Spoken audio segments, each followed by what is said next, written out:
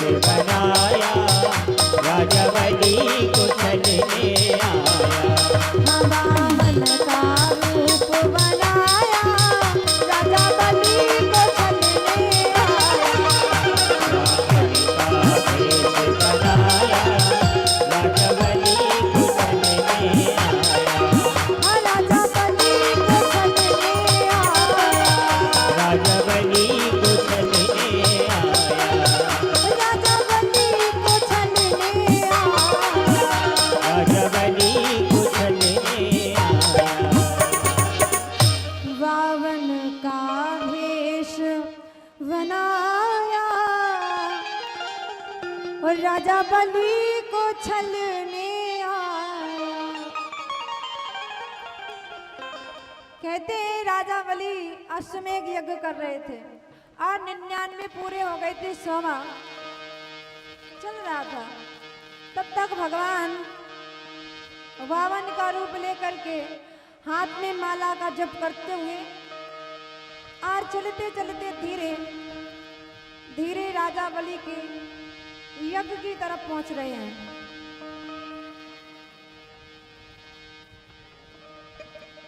और जैसे ही राजा बलि ने भगवान के रूप को देखा, गुरुजी से बोले, गुरुजी हमें लगता है कि आज साक्षात भगवान सूर्य नारायण उतर के पृथ्वी पर आ गए क्या? अरे सूर्य नहीं तो चंद्रमा तो अवश्य है। गुरुजी बोले कि सूर्य नहीं तो चंद्रमा तो कंफर्म है, क्योंकि इतना सुंदर रूप तो मैंने आज तक नहीं देखा। इतना सुंदर ब्राह्मण। और राजा बलि आए दौड़े दौड़े और वामन भगवान के चरणों में गिर गए, प्रणाम किया। जैसे ही प्रणाम किया और राजा बलि ने भगवान से पूछा कि स्वागतम ते नमस्तुभ्यं ब्राह्मण किम करवाम ते ब्रह्म ऋषीणाम तपः साक्षात साक्षात मन्य त्वयर वपुधरम। अरे आइए आइए, आपका स्वागत है। और आपका क्या नाम है? आपकी माता का क्या नाम? आपके पिता का क्या नाम? और आप कहाँ के रहने वाले हैं? इतने प्रश्न किए लेकिन भगवान बोले नहीं। अरे दिख नहीं रहा है, जाप चल रहा है माला का। भगवान तो बस अपनी माला का जप कर रहे थे। गुरुजी बोले, गुरुजी से कहा राजा ने कि ये बोलते क्यों नहीं है? क्या महात्मा जी गूंगे हैं? बोले गूंगे वूंगे तो लग नहीं रहे। तो फिर भगवान का जप पूरा हुआ और राजा बलि भगवान के चरणों में गिर गए। हे प्रभु, आपका नाम क्या है? कहाँ से आए? क्या आपकी मैया का नाम? क्या पिता का नाम? भगवान ने कहा कि यदि मैं कुछ गलत ना कहूँ तो आपको क्या राजा बलि के नाम से जानते हैं?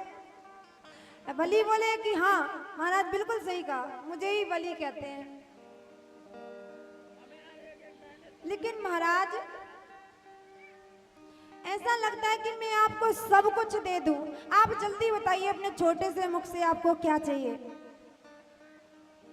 क्या क्या दे दूं? मेरा मन करता है कि मैं आपको सब कुछ दे दूं। भगवान ने सोचा कि कुछ मांगने के लिए कुछ दिखाना तो पड़ेगा ना, इसलिए माला जप कर रहे थे। तो राजा बलि की श्रद्धा और बढ़ गई। भगवान ने कहा कि हमें कुछ नहीं चाहिए। अरे हमें क्या चाहिए? हमारे पास सब कुछ है। नहीं नहीं महाराज, आपको लेना पड़ेगा, लेकिन आप बताइए मैं आपको दूं क्या? आपको क्या चाहिए?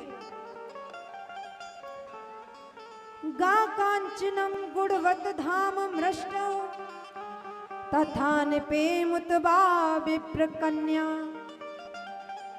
मेरा मन करता है कि मैं आपको 2-4 हजार गौ दान में दे दूं। भगवान बोले मैं क्या करूंगा? और महाराज, मेरा मन करता है कि मैं आपको सोने का महल, कंचन का महल बनवा करके दान में दूं। और आपका विवाह ना हुआ हो तो आपका विवाह करा दूं सुंदर सी ब्राह्मणी कन्या से, आप जैसी छोटी सी। भगवान बोले हमें विवाह नहीं करना। बोले नहीं नहीं महाराज, हमने बहुत कन्याओं का विवाह किया है। भगवान बोले कि आप मेरा विवाह करा दोगे तो एक छाता में 2 व्यक्ति आ नहीं सकते, तो कहाँ रहेंगे? राजा बलि बोले अरे महाराज कैसी बात करते हैं आप, अरे आप तो मेरे कंचन के महल में रह रहे ना। भगवान बोले वो सब तो ठीक है, विवाह हो जाएगा, कंचन के महल में रहेंगे, फिर बाल गोपाल होंगे 2-4। राजा बलि बोले 2-4 होंगे, 10-20 होंगे, क्या पता कितने होंगे। भगवान बोले जब बाल गोपाल होंगे तो उनमें से एक आध मरेगा भी। बलि बोले मर भी सकता है, हम क्या कर सकते हैं। तो भगवान बोले तो फिर जो मरने के बाद रोया जाता है उसकी क्या व्यवस्था करोगे। राजा बलि बोले कि बालक आपका मरेगा तो मरने वाला मैं किराए पे थोड़ी लाऊंगा, रोना तो आपको ही पड़ेगा महाराज। भगवान बोले तो फिर मैं ऐसा काम ही क्यों करूं जिससे मुझे रोना पड़े, मैं विवाह नहीं करूंगा। बलि बोले कि घंटा भर से समझा रहे हैं, कह रहे हैं, और वहीं पर आके फिर अटक गए। श्री राधे। सभी माताओं बहनों से निवेदन है व भाइयों से कि आपके ग्राम बरुआ सागर में साक्षात परमात्मा आ गए और भगवान आपको आशीर्वाद देंगे कि आपकी डलिया सलामत रहे। अगर आपकी डलिया 500 रुपए की बिकेगी तो भगवान की आशीर्वाद है कि वो 700 रुपए की बिके। और भगवान आपके बीच में आ रहे हैं, सभी को दान करना है, भगवान के कमंडल में कुछ ना कुछ डालिए। और आपकी डलिया अगर 500 की हो तो 1000 की होगी, ये भगवान का आशीर्वाद है। चलते हैं, भगवान आपको दर्शन देने के लिए, हर किसी के पास भगवान दर्शन देने के लिए आ रहे हैं। बोल वृंदावन में हरिलाल की। तो